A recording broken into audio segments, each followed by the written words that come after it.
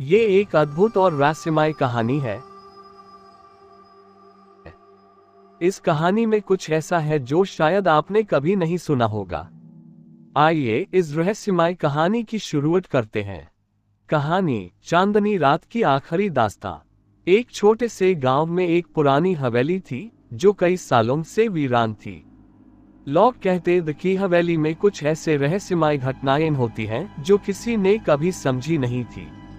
ये हवेली एक पुरानी रात को कुछ अजीब घटना का सामना कर चुकी थी, जिससे गांव वालों का मन डर से कान लगता था। गांव में एक लड़का आरव, जो अपने दोस्त और किस्सों में काफी रुचि रखता था, एक दिन इस हवेली के बारे में सन के बाद उससे देखने का फैसला करता है।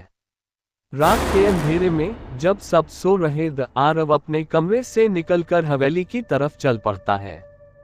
जैसे हाय वो हवेली के करीब पहुंचता है, उससे एक अजीब सी आवाज सुनाई देती है। कोई पुरानी पियानो की धुन सुनाई दे रही थी जो रुकती नहीं थी।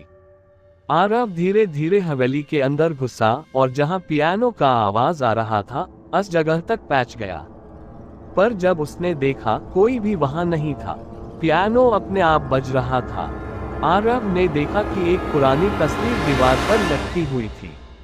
इस तस्वीर में एक औरत थी जो पुरानी कपड़ों में सजा हुई थी और उसकी आंखों में कुछ गहराई थी। आरव को लग रहा था कि तस्वीर के अंदर कुछ अजीब सा है। तभी उसने देखा, उस औरत की आंखों में से एक आंसू टपकता है जो नीचे गिरते हुए धुंधली रोशनी में खो जाता है। आरव ने सोचा, ये क्या हो रहा है? क्या ये हवेली सच में हॉन्टेड है?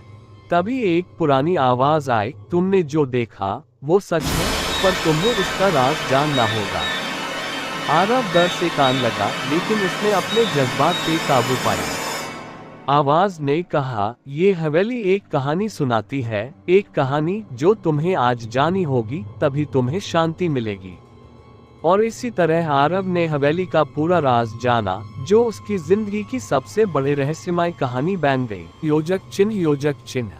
ये कहानी एक परफेक्ट ब्लेंड है दिमाग को उलझन में डालने वाली कहानी और एक मिस्टीरियस ट्विस्ट